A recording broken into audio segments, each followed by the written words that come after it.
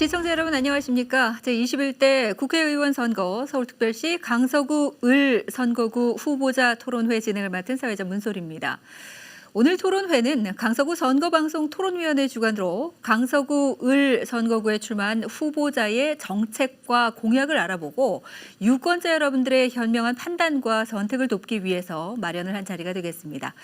자, 그럼 지금부터 공직선거법 제82조의 2에 따라서 제21대 국회의원 선거 강서구 을 선거구 후보자 토론회를 시작하겠습니다.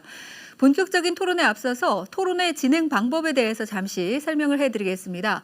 오늘 토론은 두 후보자의 기조연설로 시작이 됩니다. 이후 사회자 공통질문 후 후보자 보충질문, 그리고 후보자 모두 발언 후 개별 보충질문, 후보자 주도권 토론이 진행될 예정이고요. 마지막으로 사회자 공통 질문 후에 후보자 보충 질문과 마무리 발언으로 오늘 토론회가 진행이 될 예정입니다. 원활한 토론을 위해서 상대 후보에 대한 비방이라든가 인신 공격은 삼가해 주시면 감사드리겠고요.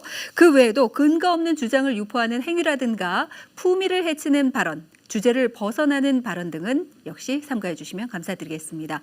그리고 후보자는 정해진 발언 시간을 반드시 준수하셔야 되겠는데요. 발언 시간이 초과가 되면 마이크 작동은 자동으로 중지가 됩니다. 이렇게 엄격한 발언 시간 제한은 토론의 공정성을 위해서 마련이 됐습니다. 조금 불편하시더라도 양해해 주시기 바랍니다. 자, 그럼 오늘 토론회를 함께 하실 분들을 유권자 여러분께 소개해 드리겠습니다.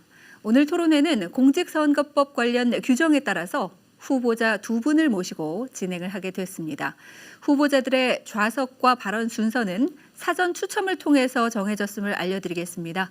좌석 순서에 따라서 소개를 해드리겠습니다. 먼저 기호 2번 미래통합당 김태우 후보입니다. 안녕하십니까. 미래통합당 기호 2번 김태우입니다. 계속해서 기호 1번 더불어민주당 진성준 후보입니다. 안녕하십니까. 더불어민주당 기호 1번 진성준입니다. 네, 그럼 이렇게 두 후보의 기조 연설부터 진행을 하도록 하겠습니다. 한 후보당 주어진 시간은 2분입니다. 먼저 기호 2번 미래통합당 김태우 후보 기조 연설 시작하겠습니다. 안녕하십니까. 존경하고 사랑하는 강서구민 여러분, 미래통합당 기호 2번 김태우입니다. 하루하루 코로나와 사투를 벌이는 강서구민 여러분을 바라보면 너무나 마음이 아픕니다. 어렵지만 우리 모두 힘을 모아 이겨내야 할 것입니다. 지금 우리는 문재인 정권이 공약한 대로 한 번도 경험해보지 못한 그런 나라를 살고 있습니다. 경제가 무너지고 민생이 파탄났으며 방역은 구멍이 났습니다. 절망과 한숨의 나날을 보내고 있습니다. 대한민국의 평범한 가장이자 두 아이의 아빠인 저 김태우, 쇄신과 변화의 희망을 드리고자 이 자리에 섰습니다. 이는 2년 전 조국 민정수석실의 비리를 폭로하고 거대 권력에 홀로 맞서 싸웠던 저를 이곳 강서에 전략 공천한 이유이기도 합니다. 제가 이곳에 전략 공천을 받은 이후 여러분들께서 과연 저를 반길까 하는 두려움도 사실 있었습니다. 하지만 기우였습니다. 거리에서 만난 주민분들께서는 저에게 먼저 다가와 두 손을 꼭 잡아주셨습니다.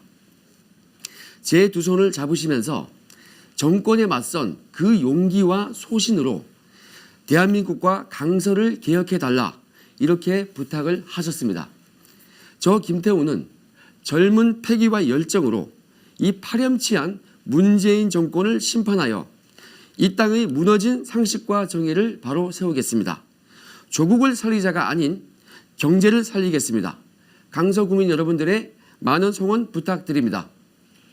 네, 바로 이어서 기호 1번 더불어민주당 진성준 후보의 기조 연설 듣겠습니다. 네, 사랑하고 존경하는 강서 구민 여러분 안녕하셨습니까? 요즘 코로나19 바이러스 문제로 얼마나 힘드십니까? 선거운동을 하는 저도 참 힘듭니다.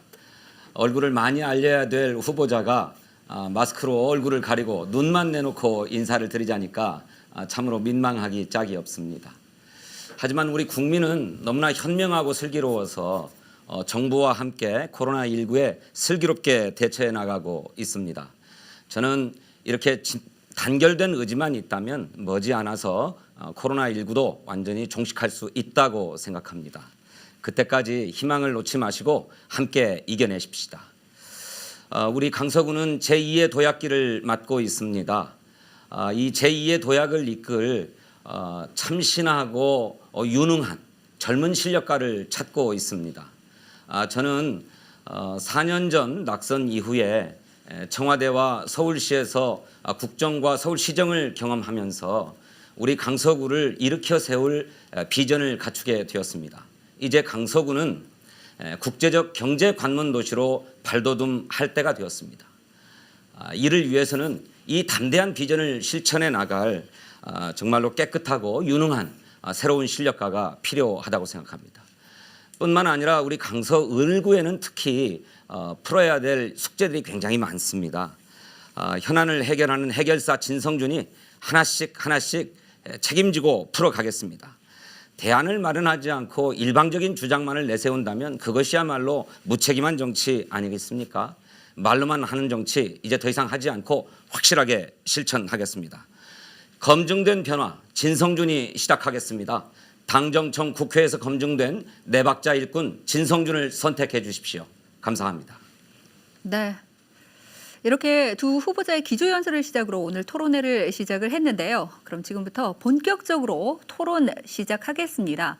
이번 순서는 사회자인 제가 드리는 공통 질문에 대해서 두 분께서 답변을 해주시고 그리고 각각의 답변에 대해서 보충 질문과 답변을 주시는 시간이 되겠습니다. 그러면 첫 번째 공통 질문을 두 분께 좀 드리겠습니다. 법안 발의는 역대 최고였지만 법안 처리는 역대 최저였다. 이렇게 국민들이 평가하면서 20대 국회에 실망감이 좀 큽니다. 그래서 두 분께서는 이 20대 국회에 대해서 어떻게 생각을 하시는지 평가를 좀 해주시고 국민의 신뢰를 회복하고 또 바른 정치 발전을 실현하기 위해서는 어떤 방안들이 있을지 말씀을 해주시면 좋겠습니다. 후보자당 답변 시간은 2분이고요. 그러면 답변은 진성준 후보부터 해주시기 바라겠습니다. 네, 사회자께서 말씀하신 것처럼 20대 국회의 법안 처리율이 통계상 29% 정도에 불과하더라고요. 사상 최악의 처리율이 아닌가 싶은데 이 때문에 국민의 실망과 분노가 너무나 큽니다. 길거리에서 우리 시민들을 만날 때마다 한결같이 듣는 말씀이 제발 싸우지 좀 말고 일 좀 해라. 그리고 국민들 좀 대변해라 라고 하는 얘기입니다. 저도 19대 국회에서 경험을 했습니다만 그때는 잘 몰랐는데 막상 떨어지고 이를테면 제야에서 우리 시민들을 만나보면서 국회를 바라보니까 저래서는 안 되겠다 이런 생각이 들었습니다. 그래서 어떻게 하면 일하는 국회를 만들어야 될 건가. 무엇보다도 여야가 힘을 합해서 이제 거듭나자라고 하는 국회 개혁을 결의해야 될 텐데 그 개혁의 가장 큰 요체는 국민에게 책임지는 정치를 하는 거라고 생각합니다. 어떻게 책임질 건가? 국회는 국민의 의사에 반해서 일을 하지 않아도 책임지는 방법이 없어요. 4년 후에야 비로소 심판을 받게 되지 않습니까? 그래서 저는 국회의원에 대한 국민 소환제를 도입해야 된다고 생각합니다.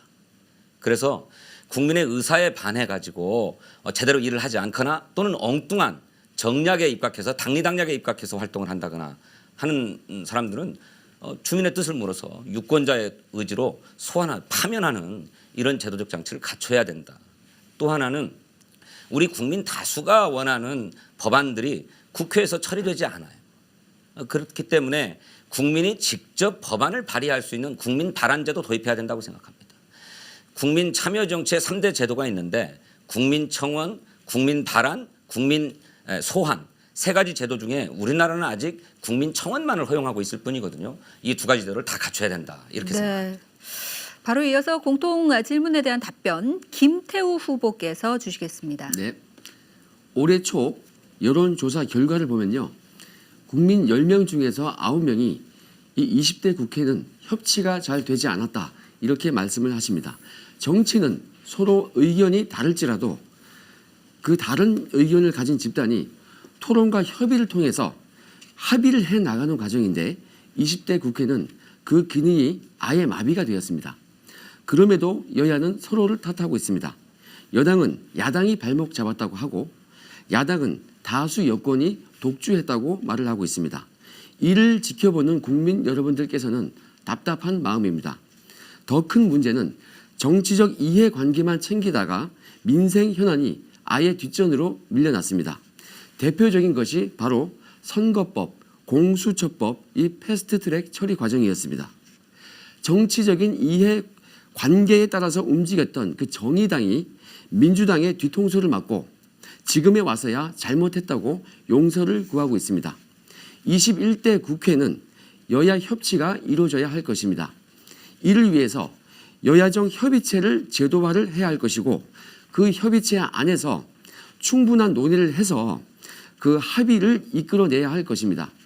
무엇보다 다수를 인정해주고 소수를 존중해서 싸울 때 싸우더라도 품격 있게 싸우는, 대안이 있게 싸우는 그러한 정치 문화가 우리 정치권 내부에서 그런 문화가 안착이 되어야 할 것입니다.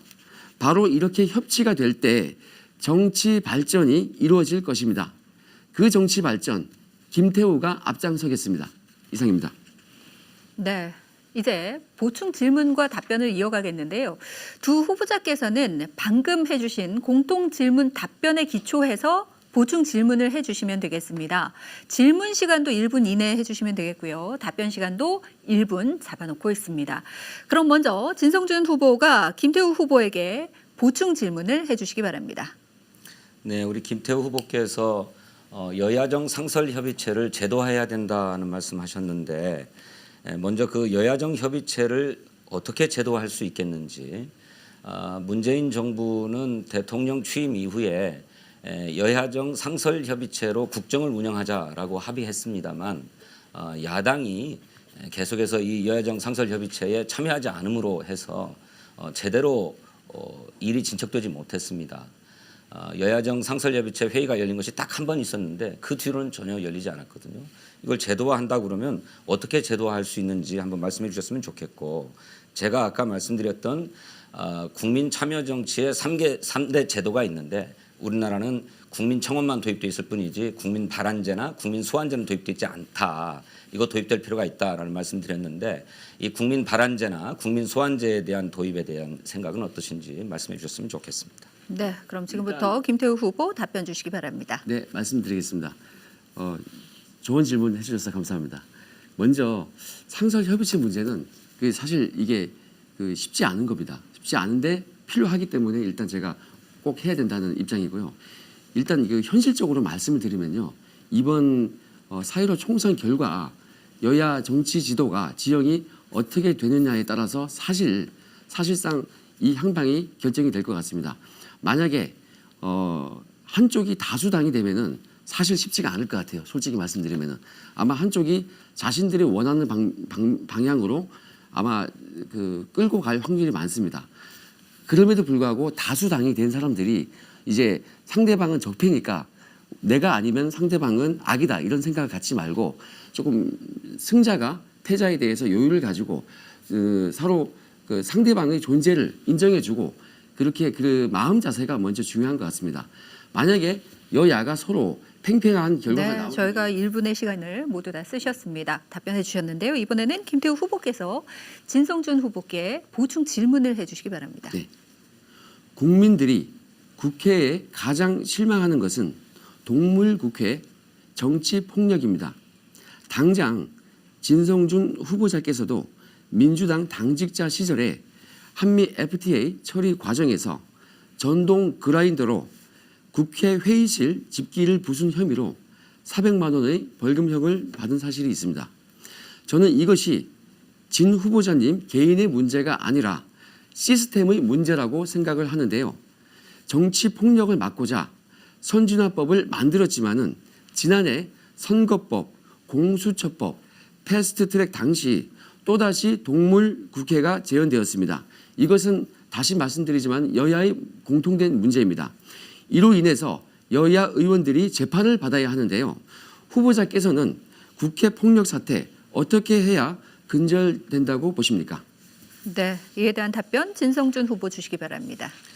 네, 아까 18대 국회에서 있었던 국회 폭력 사태를 언급하셨는데 정말 부끄러운 과거입니다. 바로 그랬기 때문에 국회 선진화법이 도입됐던 거죠. 그런데 이 국회 선진화법이 도입된 이후 19대 국회에서는 단 한 건의 몸싸움도 없었고 물리적 충돌도 없었습니다. 있었다면 국회법이 보장한 합법적인 필리버스터를 했던 것이죠. 그런데 20대 국회 들어와서 이 전통이 그냥 무너져 버렸어요. 패스트 트랙은 국회법이 보장하고 있는 합법적 트랙인데 이것을 저지하겠다고 국회의원을 감금하고 물리력을 동원해서 저지하고 그러지 않았습니까? 그래가지고 국회의원의 70명이 무더기로 기소되는 사태가 벌어졌죠. 저는 이 본보기를 보이기 위해서라도 또 국회법을 지키고 다시는 동물국회가 재발하지 않기 위해서라도 패스트트랙에 대해서 엄정하게 수사하고 책임자들은 분명하게 처벌해야 된다. 그래서 다시는 정치하지 못하게 해야 된다. 이렇게 생각합니다. 네. 이렇게 보충 질문 답변까지 여러분께 함께 전해드렸습니다. 이제 두 번째 공통 질문을 두 후보자께 드리겠습니다. 코로나19 확산으로 사실 많이 힘겹습니다만 특히 경제 심리가 위축이 되면서 지역 경제가 큰 타격을 입고 있는데요. 재래시장은 말할 것도 없고 지역 내에 소재하고 있는 영세 소상공인들도 정말 큰 어려움을 호소하고 있습니다. 특히나 잠잠해지면 더욱더 어려울 것으로 많은 분들이 예상을 하고 있는데요. 지역 경제 활성화를 위한 다양한 대책들 분명 필요할 겁니다. 두 분께서는 어떤 방안들을 갖고 계시는지 말씀해 주시기 바랍니다. 답변 시간 역시 2분이고요. 김태우 후보부터 답변해 주시기 바랍니다.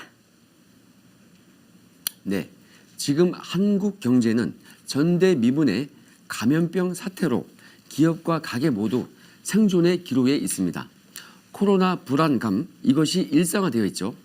집 밖을 나가지 않고 골목 상권이 붕괴되고 있습니다.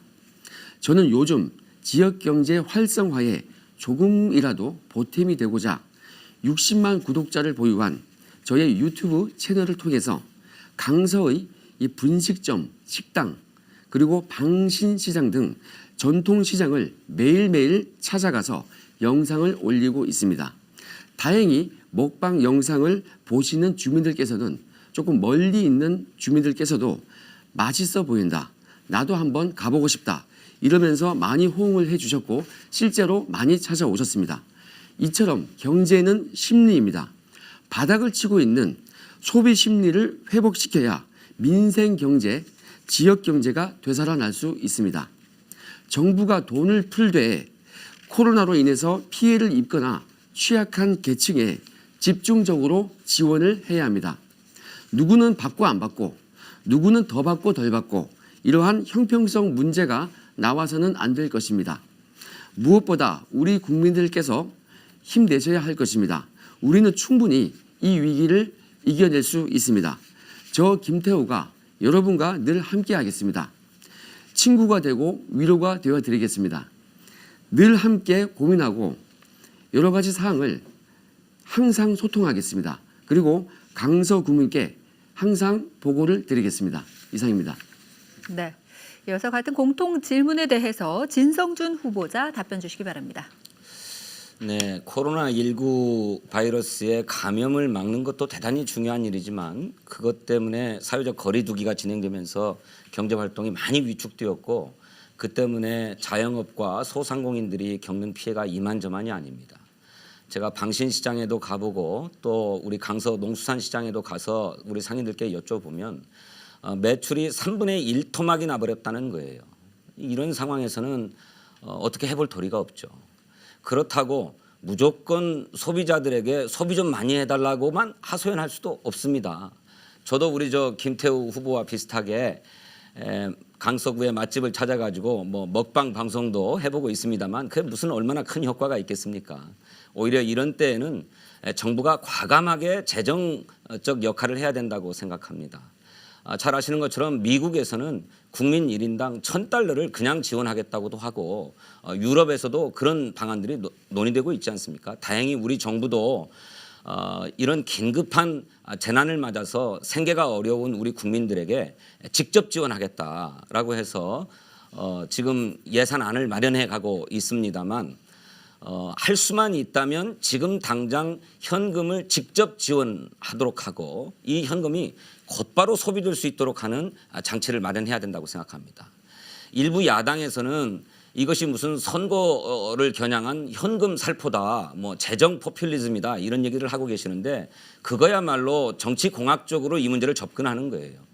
코로나19 바이러스로 모든 국민이 힘들어하고 있고 특히 영세한 자영업자와 소상공인들 또 아르바이트생들 이런 분들이 다 실직하고 있는 상황인데 이거에 대해서 정부가 세금을 넣어서 받쳐줘야 된다. 그래야 이 어려운 시기를 함께 극복해 갈 수 있는 기본적인 힘이 생긴다. 이렇게 생각합니다. 네, 지역 경제 활성화에 대한 대책에 대한 의견 두 분께서 이렇게 내어주셨는데요. 이 답변에 기초해서 이번에는 보충 질문 시간을 갖겠습니다. 질문해 주시면 상대 후보자께서 답변을 해주시면 되겠고요. 질문 시간도 1분, 답변 시간도 1분이 되겠습니다.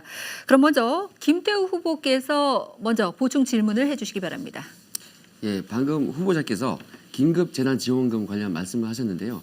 이게 좀 빈카드를 선거 전에 먼저 주는 것 같아서 참 아쉽습니다. 자, 질문하겠습니다. 진성준 후보자께서는 정권 초기에 소득 주도 성장 정책이 시간이 지나면 성과가 나타날 거라고 말씀하셨습니다. 그로부터 2년이 지났는데요. 최근 한국은행 발표에 따르면 지난해 1인당 국민 소득이 1년 전보다 4.1% 감소가 되었습니다. 소득 주도 성장 3년 만에 국민 소득이 줄어드는 역설이 벌어졌는데요. 사실 전문가들께서 예견을 했던 것입니다. 결국 고용이 악화되고 자영업, 서민 경제 침체로 빈부격차가 심화되었습니다. 그럼에도 정부는 고집을 부리면서 땜질로 세금을 퍼부었습니다. 그 결과 세금은 줄고 성장도 위축되었습니다. 이제라도 그 정책 실패를 인정하시는지 여쭤보고 싶습니다. 네, 이 질문에 대한 답변 이제 진성주 후보께서 주시기 바랍니다. 소득 주도 성장은 우리 경제의 과도한 수출 의존형에서 탈피해서 내수를 튼튼하게 해야 세계 경제가 흔들린다 하더라도 우리 경제가 그로부터 버텨나갈 수 있는 자생력을 갖출 수 있다라고 하는 차원에서 제기되었던 것입니다. 지난해에 우리 국민의 1인당 소득이 줄었다라고 하는 것은 소득 주도 성장 때문이 아니고 전 세계적인 경제의 어려움 때문에 우리 경제가 안고 있는 그런 구조적인 문제 때문에 어려워졌던 것입니다. 주목해야 할 것은 그런 상황에서도 빈부 간의 격차는 완화되었다는 것입니다. 최고위 고소득층과 최저소득층 간의 그 소득 격차가 줄었다는 거예요. 이것이야말로 소득주도 성장의 성과입니다. 이렇게 빈부 격차가 너무 크고 양극화가 심하니까 이걸 줄여가서 모든 국민이 골고루 잘 살게 해야 되겠다라고 하는 것이 소득주도 성장 정책의 핵심입니다. 그 성과를 이루고 있습니다. 네, 이렇게 답변을 주셨는데요. 이번에는 진성주 후보께서 보충 질문을 해주시기 바랍니다.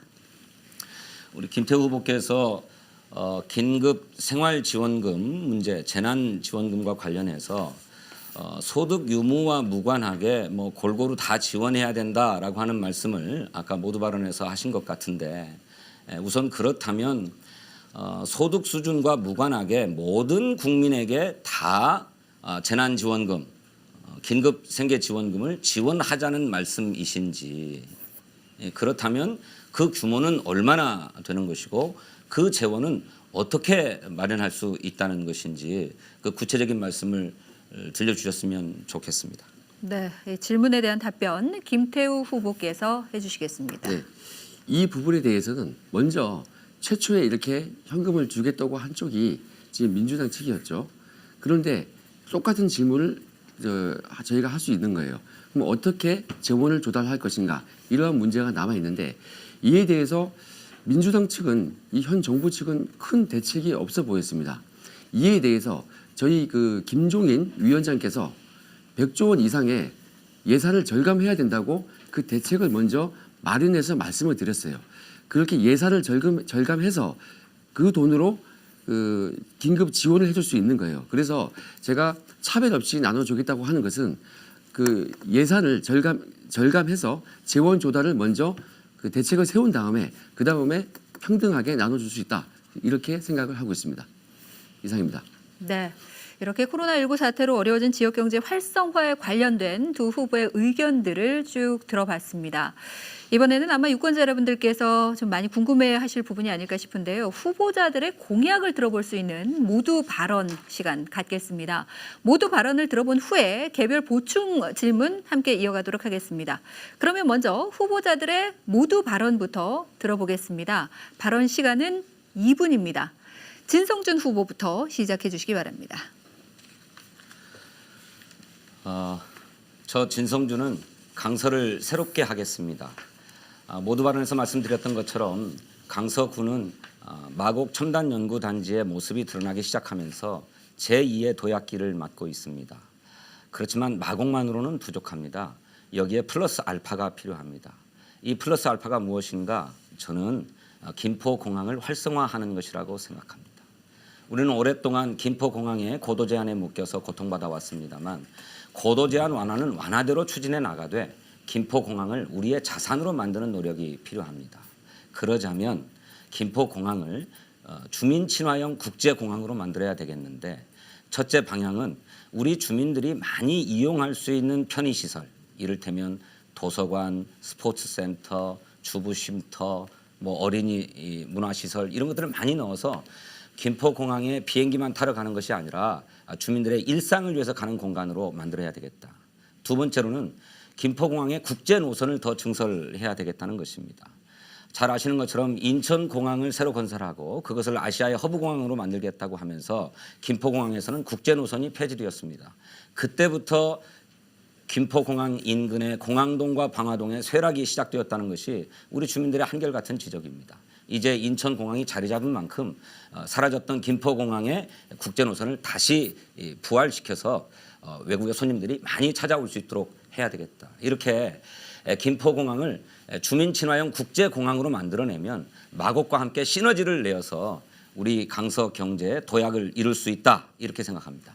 그리고 이런 일들을 추진해 나가자면 미래의 인재가 필요합니다.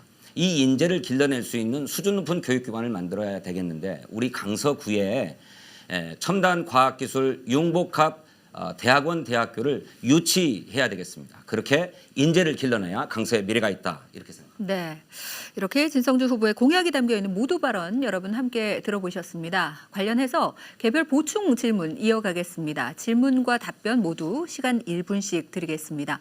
김태우 후보께서 함께 들어보셨는데요. 진성준 후보께 개별 질문을 좀 해주시죠. 네, 먼저 저는 청와대 특감반에 있으면서 그 인천국제공항공사, 한국공항공사를 감찰했었는데 상당히 어려운 일입니다. 자, 질문하겠습니다.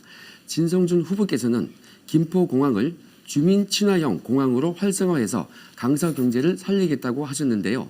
특히 국제 노선을 증설하겠다고 하셨는데 그 취지는 공감하지만 실현 가능성은 희박해 보입니다. 인천에서는 인천공항 노선 감소를 우려해서 강하게 반대를 하고 있고요. 반대로 이렇게 반대를 많이 하고 있고요. 지난해 4월에 양천구 시의원들을 중심으로 해서 서울시 조례를 개정해서 김포공항의 국제선 증설을 원천적으로 막았습니다. 당시 양천구뿐만 아니라 강서구 출신 민주당 의원들도 이에 동참했는데요. 이러한 상황인데 어떻게 국제 노선을 증설하실 건가요? 네, 국제선 증설에 관련된 질문 주셨습니다. 진성준 후보 답변 주시기 바랍니다. 네. 인천은 이미 아시아의 허브공항으로 충분하게 기능하고 있고 그렇기 때문에 저는 김포공항의 국제 노선을 증설해 내는 데는 인천이 반대한다고 해서 못할 일은 아니라고 생각합니다. 인근의 양천구는 현실적으로 반대할 수 있습니다. 국제 노선이 더 증설되어서 비행기 편수가 더 늘어나면 소음 피해를 입기 때문입니다. 이 소음 피해에 대해서는 소음 피해 지원을 더 해야 됩니다. 현재도 김포공항의 소음 피해 지원 기금의 95%가 양천구에 가고 있고 우리 강서구는 5%밖에 지원을 못 받고 있는데 우리 강서구는 소음 피해 지원도 못 받고 또 고도 제한에 묶여서 고통을 받고 있거든요. 그러니 양천구 주민들을 잘 설득해야 합니다. 그래서 김포공항의 시너지 효과를 위해서 그렇게 만들고 또 소음 피해 지원은 지원대로 하되 주민 친화형 공간을 많이 넣으면 그 양천구의 주민들도 함께 이용하니까 이익이 될 수 있다고 생각하고 이런 점들을 설득해야 됩니다. 이렇게 1분 시간 함께 다 지났습니다. 김태우 후보 또 다른 보충 질문 혹은 이 답변에 대한 질문 있으시면 주시죠. 네. 진성준 후보자께서 내놓으신 공약들은 대부분 서울시가 이미 추진하던 사업들입니다. 새로운 것이 없다고 저는 생각이 듭니다. 후보자께서 지난해 서울시 부시장을 하셨기에 그래서 그런가 싶었는데요. 부시장에 취임하기 훨씬 이전부터 추진되었던 사업들입니다. 김포공항 활성화도 취임 전에 서울시 추진 용역 결과를 그대로 가져오셨고 마곡에 융합 캠퍼스 설치하는 것도 이미 2014년부터 추진되었던 사업입니다. 그리고 인천국제공항이 문제도 이 상당히 세계적인 공항 옆에 과연 가능한 일인가 그런 좀 우려가 되고요. 상당히 고심해서 공약을 만드셨겠지만은 도무지 새로울 게 없다는 게 제 의견입니다. 어떠십니까?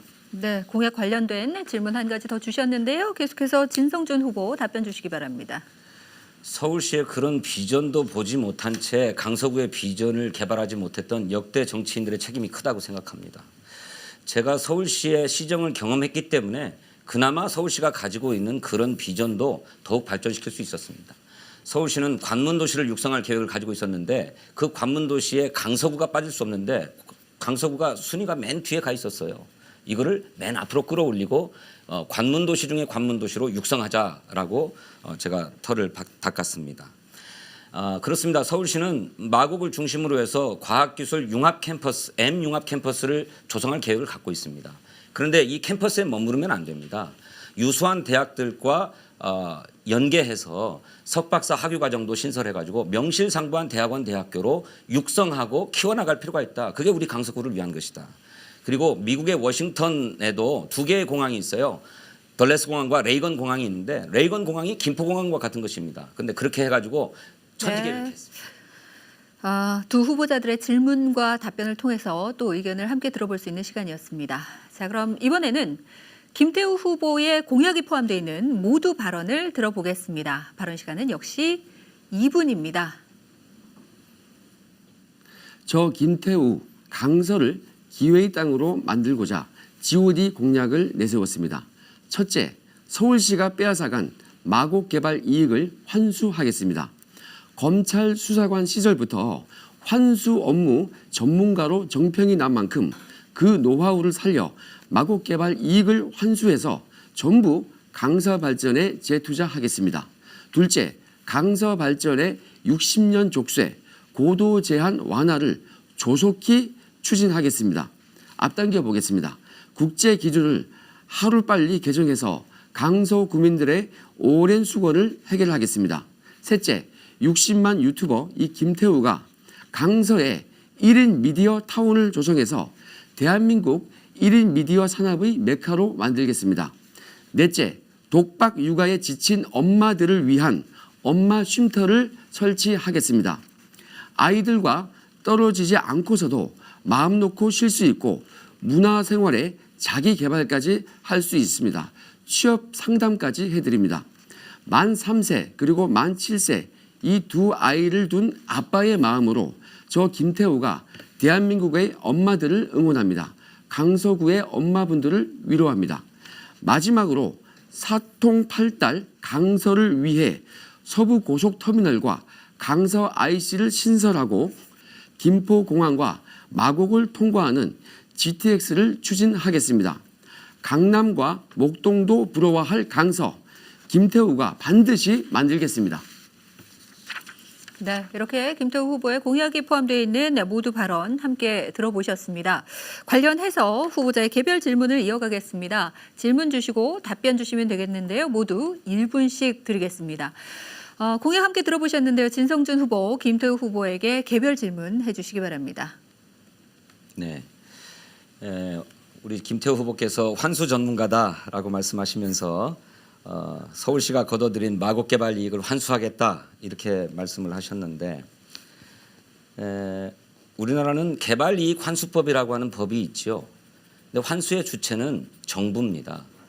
토지 소유자가 뜻하지 않게 초과 이득을 얻게 되었다면 갑작스러운 지가 상승 등으로 해서 초과 수익을 얻었다면 이 초과 수익을 다양한 방식으로 환수할 수 있도록 되어 있어요. 그러니까 이를테면 조세를 통해서 그걸 환수하는 거죠. 토지 초과 이득세라든지 또는 종합 부동산세라든지 양도세라든지 이런 것을 통해서 개발 이익을 환수하도록 되어 있습니다. 그런데 환수 전문가인 김태우 후보께서 국회의원이 개발 이익을 환수할 수 있다고 생각하시는 건지 어떤 뜻으로 그렇게 말씀을 하시는 건지 잘 모르겠어요. 네, 마곡 개발 이익 환수 관련해서 질문 주셨는데요. 김태우 후보 답변 주시기 바랍니다. 네. 공무원들의 가장 큰 문제가 틀에 박힌 사고죠. 하던 거는 딱 틀에 박혀서 요것만 해야 한다. 이런 좀 문제가 있는데 좀 창의적으로 생각을 해야 합니다. 저는 환수의 최고 전문가입니다. 가장 오랫동안 그 업무를 해왔고요. 이 환수라는 것이 꼭 이게 국가에서만 환수하라는 그런 의미가 아닙니다. 환수라는 것은 그 상대방의 부당 행위를 밝혀서 거기에 대한 입증 책임을 물려서 환수를 충분히 할 수 있습니다. 그 주체가 누구냐고 한다면 강서구민이죠. 강서구민 여러분들의 주민 대표를 저희가 그 참여를 받아서 그분들을 중심으로 한 변호사 등 저 공익제보센터도 있고요. 여러 그 전문가들이 모여서 저도 환수 전문가로서 참여해서 상대방들의 여러 가지 문제점을 확인해서 정보력을 발휘해서 입증을 한 다음에 충분히 환수를 할 수 있는 것입니다. 이상입니다. 네, 이렇게 김태우 후보의 답변이 이어졌습니다. 진성준 후보 또 다른 보충 질문 주실까요? 아니 그러니까 서울시가 부당한 방법으로 수익을 거둬들였다고 보시는 건가요? 그러니까 범죄 수익을 환수하는 것은 사법당국이 하는 일이죠. 그런데 무슨 공익제보센터 같은 것들을 만들어 가지고 서울시가 개발 이익을 거두었다면 그걸 환수하겠다고 하는 것인데 그러면 서울시가 불법 행위를 저질러서 개발 이익을 얻었다는 말씀이신지 저는 좀 잘 납득이 안 돼요. 그리고 그렇게 서울시가 거둬들였다고 하는 부당한 개발 이익은 규모가 얼마나 됩니까? 그 구체적으로 좀 한번 말씀해 주셨으면 좋겠어요. 제 질문 시간도 쓰셔도 좋습니다. 네, 이렇게 보충 질문을 한 번 더 해주셨는데요. 김태우 후보 답변 주시기 바랍니다. 네. 제가 아까 그 조금 전에 말씀드렸던 부분은 그 형사 전문가로서 범죄 수익을 환수할 수 있는 것에 대한 전문가예요. 하지만 창의력을 제가 발휘한다고 말씀드렸죠. 그것을 다른 곳에 접목시켜서 그 원리를 적용할 수 있는 것입니다. 저는 이쪽 실무에서 항상 선두를 달렸던 실무 전문가입니다. 충분히 상대방의 그 좀 잘못된 부분을 입증할 수 있으면은 그것은 충분히 환수가 할 수 있는 것입니다. 이에 대해서 서울시가 뭐 어떠한 불법이나 이런 게 있냐고 물으셨는데 그것은 보안 사항입니다. 저는 환수 업무 전문가이면서 그 대검찰청 범죄정보과 그리고 청와대 세계정권을 역임하면서 여러 가지 정보에 아주 특화되어 있는 사람입니다. 네트워크가 잘 되어 있기 때문에 그러한 불법뿐만 아니고 부당한 행위까지 저희가 입증을 해서 충분히 환수를 할 수 있다고 생각합니다. 이상입니다. 네, 이렇게 답변까지 함께 들어봤습니다. 아마 후보자의 공약은 이후에 정책으로 이어지는 중요한 부분이기 때문에 우리 유권자들께서 좀 귀를 기울이셔서 함께 들어볼 수 있는 시간이 필요하지 않을까라는 생각이 들어서 이런 자리를 좀 마련하게 됐습니다. 진성준 후보와 김태우 후보의 공약이 포함된 모두 발언 그리고 조금 더 자세한 얘기를 들어볼 수 있는 질문과 답변 시간 여러분과 함께했습니다. 자, 이번에는 주도권 토론 시간을 갖겠습니다. 주도권을 가진 후보는 함께 논의를 해봤으면 하는 주제를 직접 제시를 해주시고 자유롭게 상대 후보에게 질문과 보충 질문을 하실 수가 있겠습니다. 그리고 토론을 하실 때 질문과 답변은 1분 이내로 해주시고 편안하게 질문하시고 답변할 수 있는 시간을 상대에게도 충분히 주시기 바라겠습니다. 주도권 총 토론 시간은 4분입니다. 그러면 먼저 김태우 후보께서 시작을 해주시죠. 네. 먼저 이러한 화두를 던지고 싶습니다. 조국은 정의로운가? 자, 후보자와 저는 이 정부 초기에 청와대에서 함께 근무한 인연이 있습니다. 부서는 달랐죠. 후보자께서는 줄곧 정의로운 나라를 만들겠다고 하셨습니다. 저 또한 그 자부심으로 부정부패 척결에 앞장을 서왔습니다. 하지만 정권의 내로남불에 제가 공익신고를 하게 되었는데요. 대표적인 불의가 뭐냐면 바로 이 조국 사태입니다. 후보자는 조국 전 장관을 두둔하는 발언을 많이 하셨는데요. 특히 조국 장관의 범죄 혐의에 대해서 혐의라는 표현도 붙이기가 어렵다. 이렇게 말씀하셨습니다. 하지만 최근 재판에서 조국 전 장관의 거짓말이 사실로 확인되는 그런 증언들이 쏟아져 나오고 있습니다.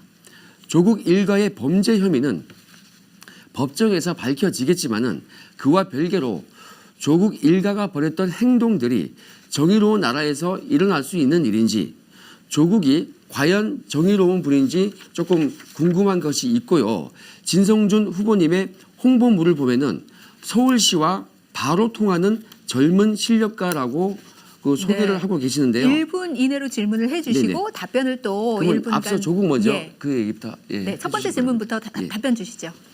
예, 조국 전 장관은 현재 재판 중입니다. 그분의 유무죄는 이제 법정에서 가려지게 될 것입니다. 검찰은 또 김태우 후보는 조국이 유죄다 이렇게 주장하실지 모르겠지만 조국 당사자와 또 다른 분들은 조국은 무죄다 이렇게 주장하고 있는 겁니다.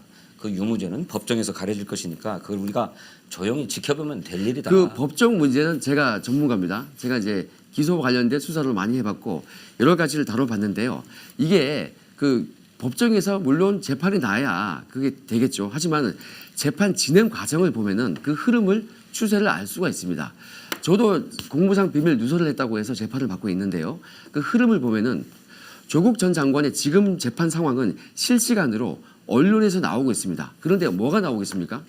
조국 전 장관과 정경심 그 교수가 뭐라고 했습니까? 최성해 전 총장한테 이거 이렇게 답을 해주세요. 라고 완전히 이거 허위 진술을 부탁하고 청탁하고 유도를 하고 있습니다. 반면에 저의 재판 과정을 보면요. 그 비밀을 누설했다고 하는 것이 아니고 청와대의 비리 행위가 그들의 증언으로서 입증이 되고 있습니다. 예를 들어서 제가 민간인 사찰했다고 했는데요. 실제로 경찰관이 청와대에 보고를 했던 그 내용 중에 민간인 사찰 내용이 있어요. 네. 그거에 대해서 그 증인으로 채택이 된 경찰관이 나와서 뭐라고 했냐면은 죄송합니다. 저희가 네, 잘 살피지 저희가 못한 불찰이었습니다. 예. 이렇게 말씀했는데요. 아무래도 이거- 주도권 토론 예, 예. 시간이기 때문에 예, 예. 두 분이 함께 얘기를 하시면 좋을 것 네네. 같아요. 진성준 후보께서도 뭔가 이- 얘기를 이러해서 해주시죠. 그 질문 네. 끝을 맺겠습니다. 네네. 이렇기 때문에 그 추세가 다르다. 그래서 조국을 보고 끝까지 지켜보기에는 너무나도 많은 재판에서 증언들이 쏟아져 나오고 있다. 이런 말씀을 조금 드리는 바입니다. 네, 관련해서 또 의견 주시죠. 진성준 후보. 아니 글쎄 그렇게 재판 과정을 지켜보실 수 있겠지만 어쨌든 유무죄 문제는 법원에서 판단할 문제 아니겠습니까? 그 김태우 후보께서 그 판결을 하시는 분이 아니잖아요. 그러니까 그거는 법원에 맡기자라고 하는 것입니다. 현재 증언으로 나온 것을 제가 말씀드리는 바입니다. 그래서 이제 그 증언 내용은 그 위증의 벌을 받기를 선서하고 그렇게 하기 때문에 상당히 이게 팩트로서의 그 입증 증거가 상당히 강합니다. 그런 면에서 최성해 총장이 이렇게 허위 진술을 유도받았다는 내용은 상당히 의미가 있는 것입니다. 네. 이렇게 두 후보께서 다양한 의견을 또 함께 내어주셨는데요. 주도권 토론 진행을 하고 있습니다. 아무래도 두 분께서 편안하게 얘기를 주고받는 시간이기 때문에 이번에는 진성준 후보께서 토론을 주도해서 진행을 하겠습니다만 질문 답변 시간 1분 이내로 하셔서 다양한 얘기들을 나눌 수 있도록 도움 주시기 바라겠습니다. 진성준 후보 시작해 주시기 바랍니다. 예, 김태우 후보님께 짧게 했으면 좋겠습니다. 우리 김태우 후보께서 아까 소개하신 GOD 공약 마곡 개발 이익 문제와 관련해서 서울시가 거둬들인 마곡 개발 이익이 10조 원이다 이렇게 주장하신 바가 있어요. 맞습니까? 네네. 그것이 모두 다 부당한 방법으로 또는 불법으로 거둬들인 돈인가요? 그거에 대해서 제가 말씀을 아니 드리겠습니다. 그 단답으로 말씀하시면 돼요. 네, 제가 지금 취조받는 건 아니죠. 그럼 제가 말씀드리겠습니다. 재월 조달액 기준으로 10조 원이라고 하는 것은 이미 그 작년 저 TV 토론 때도 그 진성준 후보께서 이미 말씀을 하셨죠. 그렇게 이익이 났다고 말씀하셨고요. 본인 스스로 말씀하셨습니다. 그리고 그에 대해서는 언론에서도 많이 나와 있습니다. 네. 그리고 또한 네네. 재원 그 조달액 기준으로 말씀하신 경실련에서 거라는 건가요? 발표한 자료에 의하면은 예. 4조 상당의 그 금액을 그 가져간 10조 원 중에서 4조 상당의 금액을 그 SH공사 그 서울시 산하 SH공사의 그 채무를 탕감하는 데 사용했다고 이렇게 되어 있는데 이것은 제가 말한 것이 아니고 시민단체죠. 오히려 시민단체 측에서 네네, 그 기준을 알겠습니다. 말씀을 드리고 있고 네네. 이것이 또한 네네. 재원 조달액 기준으로 언론에 이것이 발표가 되어 있습니다. 네네. 재원 예, 조달액 기준으로 10조다 이렇게 말씀하신 건가요? 네네. 그러면 그거는 마곡에 개발하는 데에 서울시가 조달한 돈을 얘기하는 거네요. 그럼 그 중에서 서울시가 마곡 개발에 투자한 돈은 얼마입니까? 그거에 대해서 제가 정확하게 통계를 보진 못했지만은 네. 먼저 제가 이거에 대해서 말씀을 드리자면은 그건 모르시는군요. 서울시가 예, 됐습니다. 제가 그 주도권을 가지고 있으니까. 제가 통계를 보지는 못했습니다. 예, 투자한 예, 규모는 예, 얼마인지 예. 모르시죠? 제가 파악해 보니까 9조 한 7천억 원 돼요. 그러니까 10조가 재원 조달 금액이었다면 서울시가 이렇게 재원을 조달해서 마곡에 다시 투자한 돈은 9조 7천억 원 정도 됩니다. 그렇다면 무슨 근거로 서울시가 거둬들인 마곡 개발 이익이 10조 원이라고 말씀하시는지 그걸 알 수가 없네요. 근데 그럼 재원 조달을 9조 7천억이라는 그 사실은 이것은 제가 아까 말씀드렸던 10조랑 큰 차이는 안 나는 거고요. 아니 글쎄 지금 그런데 일단 중요한 9조 것은 7천억 원을 일단 중요한 투자를 것은 했다고요, 마곡에. 저도 말씀드리겠습니다. 일단 예. 중요한 것은 예. 그 오세훈 시장 때 네. 그 우리 김성태 의원하고 오세훈 시장이 마곡 개발에 첫 삽을 떴습니다. 그때 보면은 중요한 것은 얼마나 부당하냐가 중요한 거예요. 지금 상황이. 네. 근데 예. 그 당시에 그 당시에 공급 가액에 대해서 그 60가지의 그 원가가 있습니다. 공사 원가가 공개가 되는데 지금 이 서울시가 오고 나서는 20가지도 안 되는 알겠습니다. 원가를 공개하고 네, 있습니다. 알겠습니다. 여기에 대해서 아니, 그러니까 제가 주도권 예, 예. 토론을 하는 거니까 네네. 제 여기에 질문에만 대해서 답을 해주세요. 구체적인 기준이 알겠습니다. 나와 있지 네. 않습니다. 그 지금까지 마곡 개발의 재원 조달액 아까 10조라고 말씀하신 것은 2023년 이후까지를 다 전망해서 한 말씀이고요. 제가 서울시로부터 자료를 받아보니까 2019년까지 마곡 개발을 위해서 서울시가 재원을 조달한 돈은 8조 2,873억 원입니다. 그런데 제 말씀 들어보세요. 지금 수치가 아니, 그러니까 제 말씀 들어보세요. 3천억 이렇게 중요한 게 아니고요. 아니 제가 질문을 하면 답을 하세요. 예. 제가 질문을 하면 답을 하세요. 네네. 8조 2,873억 원을 재원 조달의 기준으로 조달을 했고 이 중에 지금까지 마곡 개발에 서울시가 투자한 돈은 얼마냐? 8조 7,365억 원이에요. 그래서 서울시의 재정으로 보면 4,490억 원이 적자입니다. 아직 마곡 개발로 인해서 서울시가 거둬들인 개발 이익, 개발 수익이 없다는 겁니다. 그런데 어떻게 환수합니까? 그게 매우 의미가 있는 것입니다. 지금 그 돈이 어디 갔는지 한번 네, 좀 아쉽지만은 이렇게 주도권 토론 4분의 시간이 모두 흘렀습니다. 후보자 간의 좀 열린 토론을 통해서 우리 유권자들의 궁금증이 조금이나마 해소가 되지 않았을까라는 생각이 듭니다.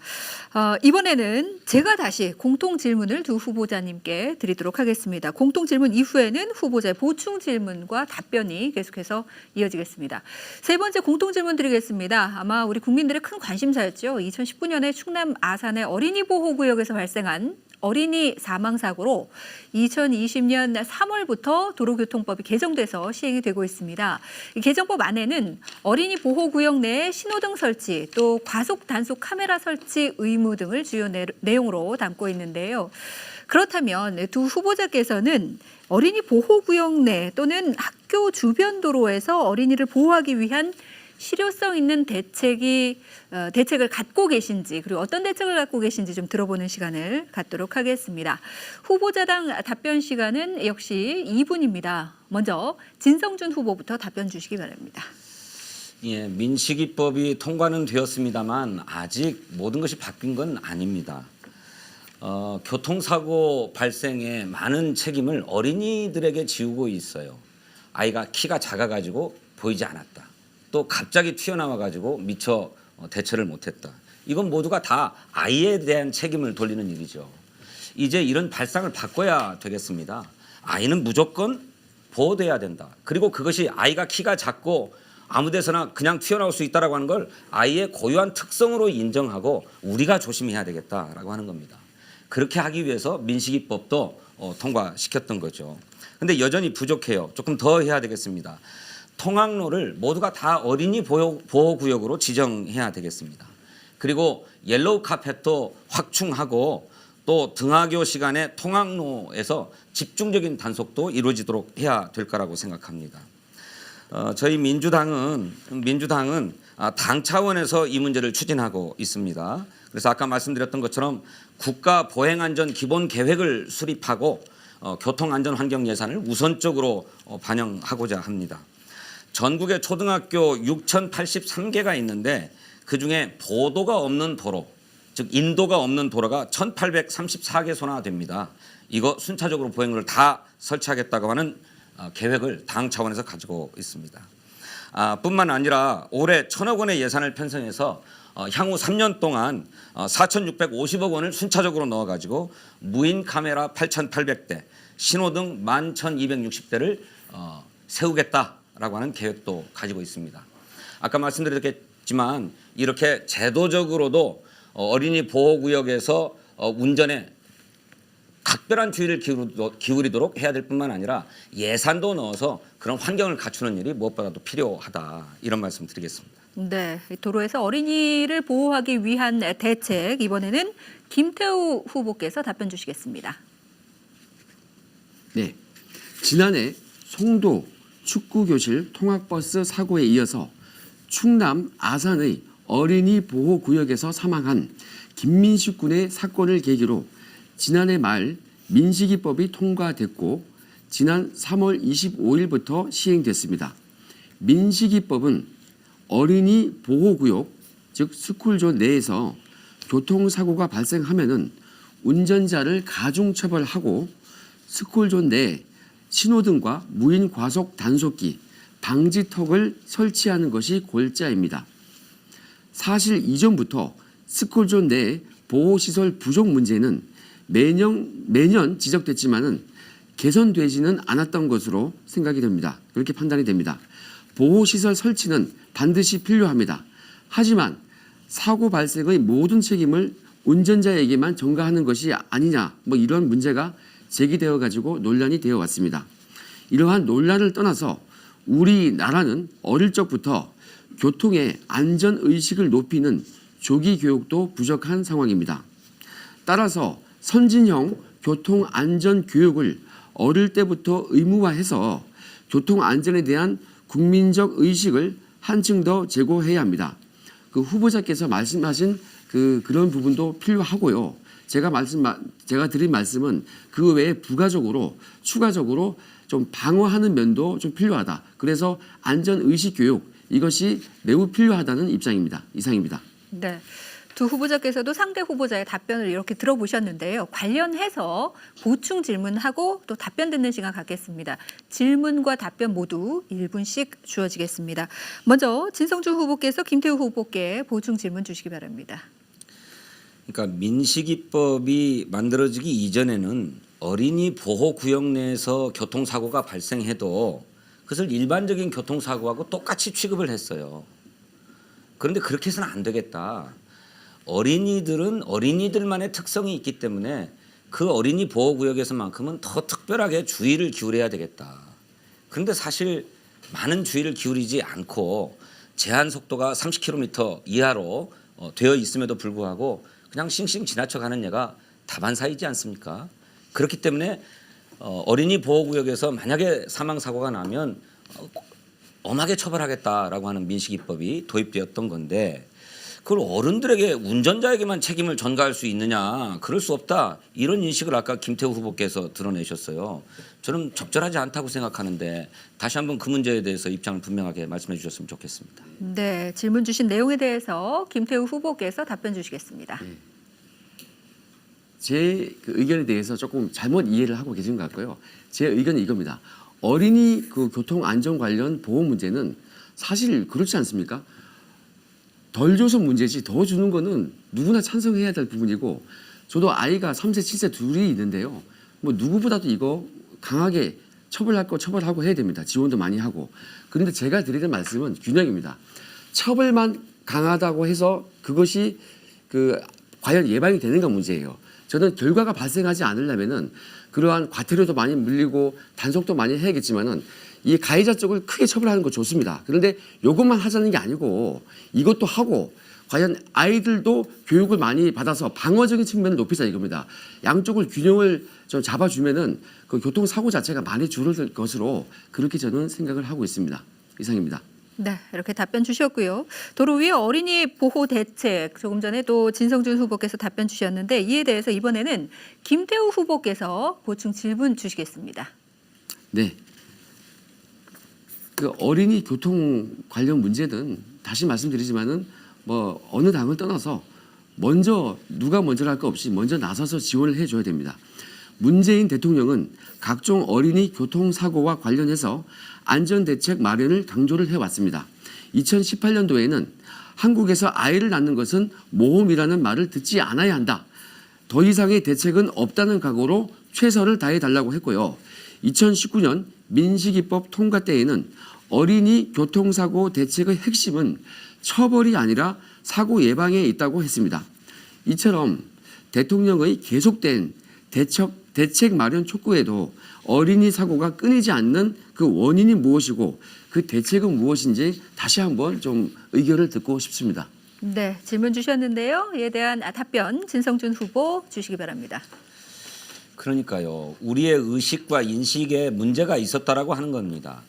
어린이를 특별히 보호해야 되겠다라고 모두가 인식해야 되는데 그 인식이 철저하지 못하다 보니까 어린이 보호구역에서도 과속으로 그냥 지나치기가 일상이었다는 것이죠. 그러니 어린이 보호구역에서만큼은 어린이를 보호하기 위해서 각별한 주의를 기울여야 되겠다. 그래서 사고를 예방하자라고 하는 차원에서 어린이 보호구역에서 만약에 사망사고가 나면 엄하게 처벌하겠다라고 하는 민식이법이 도입된 거다. 이 민식이법을 계기로 해서 어린이 보호구역, 통학로에서는 철저하게 안전운전해야 되겠다. 그것이 갑자기 튀어나온 어린이의 잘못이다라거나 키가 작아서 보이지 않았다거나 이렇게 어린이들에게 책임을 전가하지 않도록 우리의 인식을 바꿔나가자라고 하는 차원이고요. 이제 그것으로 부족합니다. 실제로 보도도 더 확충해야 되겠고 신호등도 갖추도록 하고 옐로우 카펫도 깔아서 안전인식을 더 높이는 투자가 필요하다고 생각합니다. 네. 도로 위에서 우리 어린이를 보호할 수 있는 다양한 대책들 두 분께서 의견을 내어주셨습니다. 이렇게 세 번째 공통 질문까지 함께 해봤고요. 이어서 네 번째 공통 질문을 사회자가 역시 두 후보자께 드리도록 하겠습니다. 아마 두 분께서 더 잘 아시겠습니다만 방화동 일대 주민들이 기피하는 시설들이 몇 가지 있지요. 예를 들면 서남물 재생센터, 건설 폐기물 처리장 등이 좀 대표적인 예가 되겠습니다. 특히나 건설 폐기물 처리장의 경우에는 비산먼지가 좀 발생하고 있어서 조속한 이전을 요구하는 주민들의 목소리가 또 커지고 있습니다. 그리고 여기에 더불어서 서남 집단 에너지 사업, 수소 생산기지 건설 사업도 추진이 되고 있기 때문에 다양한 목소리들이 지금 나오고 있거든요. 강서구 을 지역의 주거 생활 여건을 개선할 수 있는 방안을 혹시 두 분께서는 갖고 계신지 좀 들어보도록 하겠습니다. 역시 답변 시간은 2분씩 주어지고요. 먼저 김태우 후보부터 답변을 해주시기 바랍니다. 네, 최근 서울시가 강서구에 마곡 열병합 발전소, 수소 생산 기지 등 강서구민의 건강을 위협하는 혐오 기피 위험 시설을 추진하고 있습니다. 이에 대해 진성준 후보를 비롯해 서울시는 해당 시설이 친환경에다 안전하고 강서구민에게 반드시 필요하다고 주장합니다. 제가 보기에는 이것은 새빨간 거짓말에 불과합니다. 열병합 발전소의 경우 목동 열병합이 수명을 다해서 마곡에 확대 신설할 수밖에 없다고 주장하지만은 목동 열병합의 노후화된 시설을 교체하면 되는 것입니다. 양천 구민들 반대가 심하자 마곡 열병합 확대로 눈을 돌린 것입니다. 서울시는 마곡 개발로 천문학적인 수익을 챙겨가고도 강서구에 혐오 기피 위험 시설을 들이면서 주민들에게 제대로 된 설명도 하지 않았습니다. 특히 국비 150억 원이 확보된 방화 건폐장 이전 예산도 서울시는 늦장을 부리다가 도로 반납을 했습니다. 한마디로 강서구민을 무시하는 처사입니다. 이것과 관련해서 이 자료를 하나 준비했는데요. 이 자료를 보면요, 우리 후보자께서 부시장이 취임하고 나서 그때 그 기간에 방화 건폐장 이전 국비 150억이 환경부에 도로 반납이 됐습니다. 그리고 이러한 상황입니다. 여러 가지 그 상황이 있는데요. 이 김태우가 강서구민을 위해서 이 정권에 맞서 싸웠던 이 결기를 내세워서 혐오 기피 시설을 반드시 막아내겠습니다. 그래서 이 김태우가 환경 오염 물질로부터 강서구민의 건강을 반드시 지켜내겠습니다. 네. 강서구 을 지역의 생활 환경을 개선할 수 있는 방안에 대해서 듣고 있습니다. 이번에는 진성준 후보자 답변 주시기 바랍니다. 네, 방화동에 그런 많은 숙제들을 안고 있습니다. 가장 대표적인 문제가 건폐장을 이전하는 문제인데요. 이 건폐장은 이전하려면 이사 갈 곳, 이전에 갈 곳이 마련돼야 되는데 서울시가 오랫동안 노력했습니다만 이사해 갈 곳, 이전 대상 부지를 확보하지 못했습니다. 이 이전 대상 부지를 확보하려면 건폐장을 내보낼 곳에 동의를 구해야 되는데 그러자면 방화동에 있는 5호선 차량 기지와 함께 묶어서 그들에게도 건폐장을 이전해 갈 유인책들을 제시할 필요가 있다고 생각합니다. 많은 노력을 해서 절반쯤 동의를 구하기도 하고 있는데 저는 이 동의가 이루어지면 될 일이다 이렇게 생각하고 150억 원 국비를 반납했다라고 하는 것은 명시 이월을 다시 이월할 수 없기 때문에 국가 예산 운용 지침에 따라서 이월하게 된 것이다. 무슨 건폐장 이전을 포기해서 그런 게 아니다라고 하는 점을 분명하게 말씀드리겠습니다. 열병합 발전소 문제는 저는 우리 주민들과 합리적인 토론이 필요하다고 생각하는데 현재 이 열병합 발전소가 가져올 환경 영향이 어떤지에 대해서 평가를 진행하고 있습니다. 이 환경 영향 평가를 보고 나서 입장을 정해도 늦지 않다 이렇게 생각합니다. 실제로 우리 강서구는 목동으로부터 약 2만 세대 정도가 열 공급을 받고 있는데 이 목동이 중단되어 버리면 이 2만 세대는 한겨울에 아무런 난방 대책이 없어요. 낡은 수명이 다한 설비를 교체한다고 해도 교체하는 동안에 그러면 어떻게 할 겁니까? 그 대안이 없기 때문에 이 문제는 환경영향평가를 보고 나서 판단하자. 무작정 반대라고만 하게 되면 우리 마곡을 비롯해서 강서구가 점점 성장해 가고 있는데 이 강서구에 필요한 난방 공급에 대한 대책이 없다라고 하는 점에 분명하게 대안이 마련된 뒤에 네. 얘기를 하겠습니다. 이렇게 방화동 일대의 여러 가지 시설에 관련된 주거생활, 생활 환경을 개선할 수 있는 방안에 대해서 답변을 들어봤습니다. 이제 상대 후보자의 답변도 함께 들어봤기 때문에 관련해서 보충 질문을 해주시면 되겠는데요. 먼저 김태우 후보께서 보충 질문해 주시기 바랍니다. 네, 차량 기지 이것과 함께 묶어서 이전하겠다는 말씀하셨는데요. 방화동 건폐장 하나 이전하는 것도 이렇게 시간이 걸리고 힘든데 두 가지를 묶어서 하겠다면 얼마나 시간이 걸리겠습니까? 자, 진성준 후보님께서도 마곡 열병합 문제와 관련해서 이제 환경 영향 평가 결과를 보고 판단하겠다 이렇게 말씀하셨는데요. 하지만 문제는 마곡 열병합이 친환경 시설이냐 아니냐 이 여부가 아닙니다. 2017년 한미 공동 연구 결과 서울은 미세먼지의 원인인 질소 산화물이 이미 포화 상태입니다. 아시다시피 마곡 LNG 열병합 발전은 이 질소 산화물을 다량 배출하고 있습니다. 미세먼지가 세계보건기구에서 지정한 1급 발암 물질인 거 이건 누구나 잘 알고 있을 것입니다. 질소 산화물을 내뿜는 마곡 열병합 신설은 불가한 것입니다. 이것은 저의 확고한 생각인데요. 후보자님은 어떻게 생각하십니까? 네, 이렇게 의견을 여쭤보셨습니다. 답변 1분 내로 함께 해주시기 바랍니다. 진성준 후보께서 주시겠습니다. 방화동에 있는 5호선 차량 기지는 가지고 가고 싶어하는 자치단체가 많습니다. 인근의 김포도 가지고 가려고 하고 인천도 가지고 가려고 하고 한강에 건너 고양시에서도 가지고 가고 싶어라 합니다. 그러니 차량 기지를 이전해 가고 싶으면 그 앞에 있는 건폐장도 함께 이전해 가서 환경적으로 처리하자라고 하는 설득이 얼마든지 가능하다고 생각하고요. 그러니까요. 우리 김태우 후보님 우리 강서에 오신 지가 얼마 안 돼서 그러시는데 강서에 거주하는 강서을에 우리 을구에 거주하는 세대가 93,714세대인데 그중에 지역 난방을 공급받고 있는 집단 에너지를 공급받고 있는 세대 수가 44%예요. 41,481세대. 만약에 집단 에너지 시설을 도입하지 않고 개별 난방으로 다 돌리게 되면 이분들은 어떻게 합니까? 또 그 개별 보일러에서 나오는 질소산화물, 그것은 훨씬 더 많이 나오는데 그 질소산화물은 어떻게 다 처리합니까? 네, 이렇게 답변과 질문을 함께 해주셨는데요. 진성준 후보께 보충 질문할 시간을 1분 더 드리겠습니다. 그래서 드리는 말씀입니다. 반대하는 것 있을 수 있습니다. 하지만 반대하려면 대안이 있어야 합니다. 아까도 말씀드렸던 것처럼 우리 강서을구에 거주하는 세대의 44%가 그렇게 열병합 발전소로부터 난방을 공급받고 있어요. 그런데 이게 중단되게 생겼단 말이죠. 열병합 발전소를 짓지 않으면 이 세대들 4만 1천 세대가 다 개별 난방을 해야 됩니다. 보일러를 다 설치해야 돼요. 그리고 이 가정용 보일러에서는 훨씬 더 많은 질소 산화물이 발생합니다.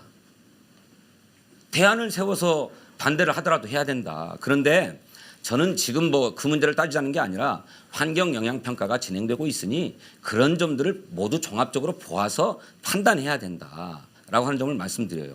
그래서 그렇게 아까 소신대로 반대한다고 말씀하셨는데 그 반대할 때 그 대안은 무엇인지 대안도 말씀해 주셨으면 좋겠습니다.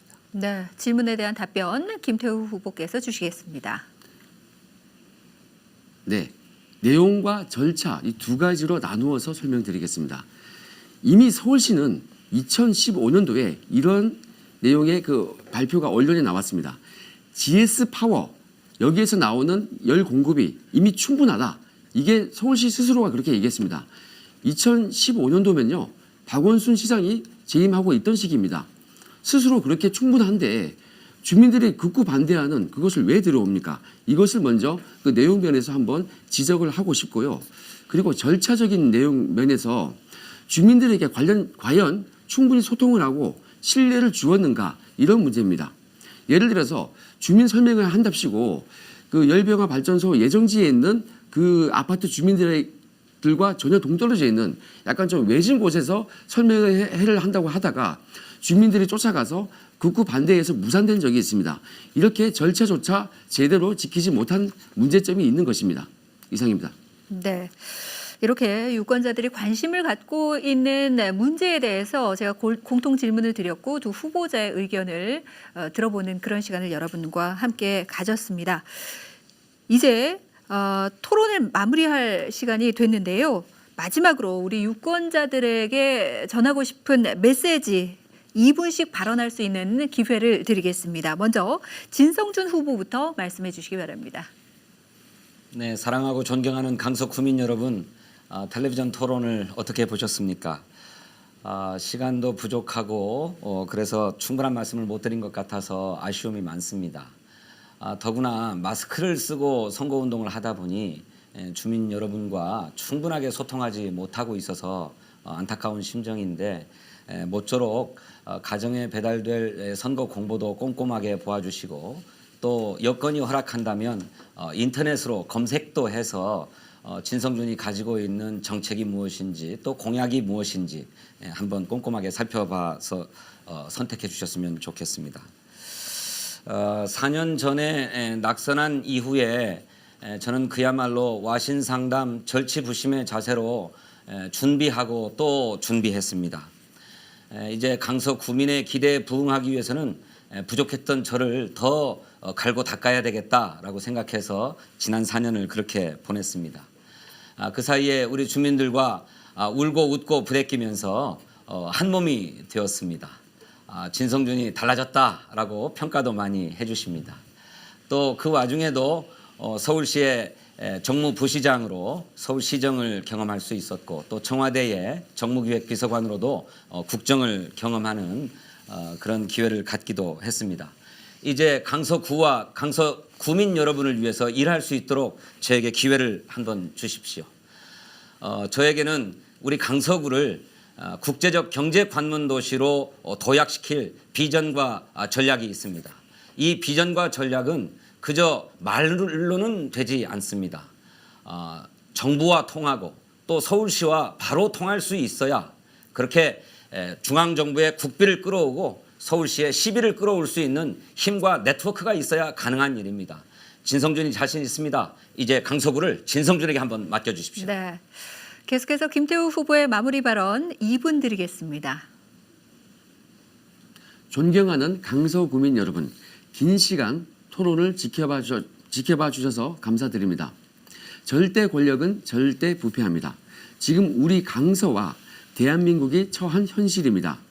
대통령부터 서울시장, 강서구청장 모두 여당 출신이고 서울시의회, 강서구 의회까지 민주당 출신이 장악을 했습니다.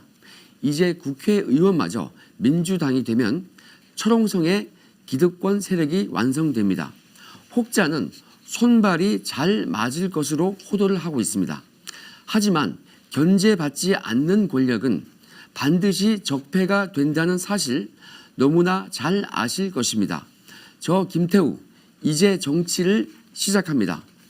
저는 검찰에서도 항상 분명한 결과물을 내어놓았고 청와대에서도 실적이 매우 많아서 세계 정부에서 부름을 받았습니다. 유튜브를 시작한 지 단시간에 60만 구독자가 생겼습니다. 저는 맡은 바 임무를 맡게 되면은 뚜렷한 결과물을 항상 내어놓았습니다. 두 아이의 아빠로서 너무나도 평범했던 40대 가장이 거대 권력에 맞서 싸울 수 있었던 데에는 위대한 국민 여러분들께서 저를 지켜주셨기 때문입니다. 이제 저 김태우가 여러분께 받은 은혜를 온몸을 다 바쳐 강서 주민 여러분께 보답하겠습니다. 강서 김씨의 시조가 되겠습니다. 저 김태우 반드시 강서를 개혁하고 지역 발전을 이루어내겠습니다. 조국을 살리자가 아닌 경제를 살리자를 꼭 이루겠습니다. 강서에서 주민 여러분들을 위해 뚜렷한 결과물을 반드시 만들어내겠습니다. 감사합니다. 네, 오늘 두 후보자께서 뜨거운 토론으로 의견을 다양하게 청취할 수 있는 기회를 주셨습니다. 감사드리겠고요. 국회의원 선거 강서구 을 후보자 토론회 여러분과 함께했습니다. 시청자 여러분께서는 어떻게 지켜보셨습니까? 아무쪼록 이 토론회를 통해서 후보자들의 정책과 공약을 파악하는 데 조금이나마 도움이 되셨기를 진심으로 바라겠습니다. 이제 곧 제21대 국회의원 선거가 있습니다. 어려운 상황일수록 여러분의 한 표가 더욱 큰 힘을 발휘하지 않을까라는 생각이 드는데요. 오늘 나와주신 후보자 두 분께도 다시 한번 진심으로 감사의 말씀 드리겠습니다. 강서구 선거방송 토론위원회가 주관하는 강서구 을 선거구 국회의원 후보자 토론회 모든 순서 여기서 마치겠습니다. 장시간 시청해 주신 시청자 여러분께서도 진심으로 감사의 말씀 드리겠습니다. 고맙습니다.